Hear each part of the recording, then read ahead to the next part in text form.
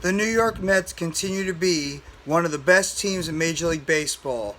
It's not just their starting pitching that's getting it done, with DeGrom, Scherzer, Chris Bassett, all these guys pitching very well since the All-Star break. It's not just some of their veterans that are getting it done. Pete Alonso now having 30 home runs, over 100 RBIs. Jeff McNeil having an over 300 batting average and him hitting the cover off the ball. Francisco Lindor having about 20 home runs and over 80 RBIs, as well as contributions from players that have acquired at the trade deadline, like Tyler Naquin, Darren Ruff, and Daniel Vogelbach, as well as some of the others on the team.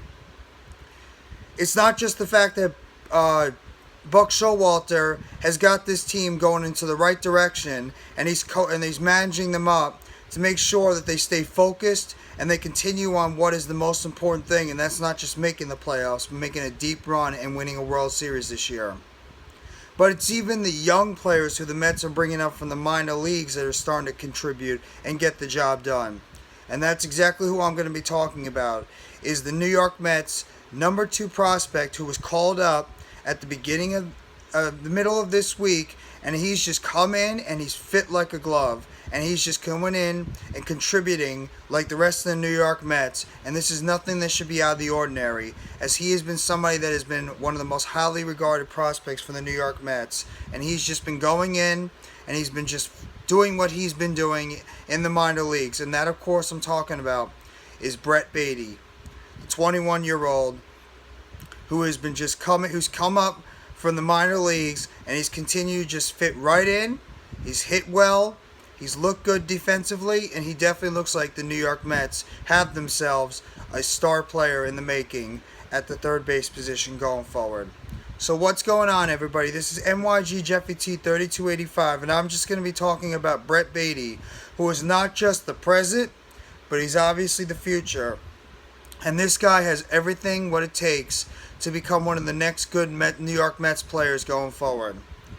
Now, Brett Baty spent most of his time in the past year and a half. He was in the minor leagues in Double-A Binghamton. Brett Baty is a left-handed hitter. He's about 6'1".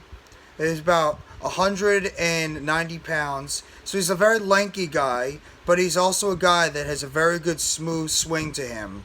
He can hit the ball very well. He's not just a home run hitter. He's be able to hit the ball all around the field, and he's solid defensively. And there's a reason why he was the number 2 prospect in the New York Mets farm system, and why they went up so high to draft him, and they drafted him out of Texas a couple of years ago. Brett Baty has all the tools and the makings to be another good young Mets player that the Mets have actually done pretty solid as of late, and that's bringing up solid homegrown players from their minor league system.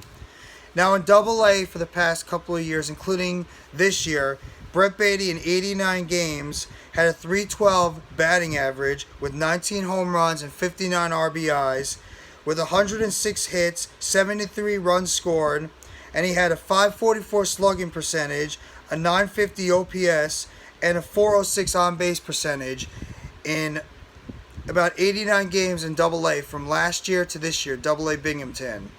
Now, he also was able to get elevated into the AAA system in Syracuse, and in 6 games in AAA with 22 at-bats, he had a batting average of .364, where he acquitted for no home runs and 1 RBIs, but take in mind, this is 6 games that he played in. He had a .462 on-base percentage with .346 slugging percentage and an .825 OPS. So he was obviously able to get on base. He was able to get some hits. Obviously, the power numbers in 6 games are not crazy, but it's 6 games, so let's not go crazy or anything either. And then the New York Mets must have seen what they saw, and also coupled with the fact that Luis Guillorme got hurt a little bit earlier this week, and he was put on the injured list with a groin injury. So this left the door open for the New York Mets to possibly promote one of their young players, and they decided to go with Baty.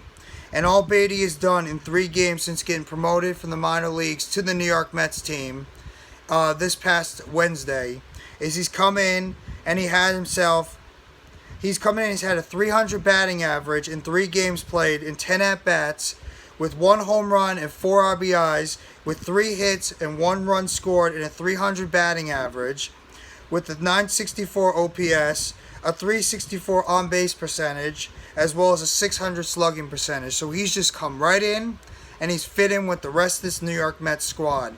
He's come in, he's hit well, he's actually played pretty good defense, and it's clear that this guy is going to be the New York Mets third baseman of the future. It's not even a question. And we already know that Eduardo Escobar, he was dealing with an oblique injury. He's still able to go in there and contribute in terms of getting his at-bats. We all know that Brett Baty is the future of that third base position going forward. And he's already coming in. He's had good plate discipline.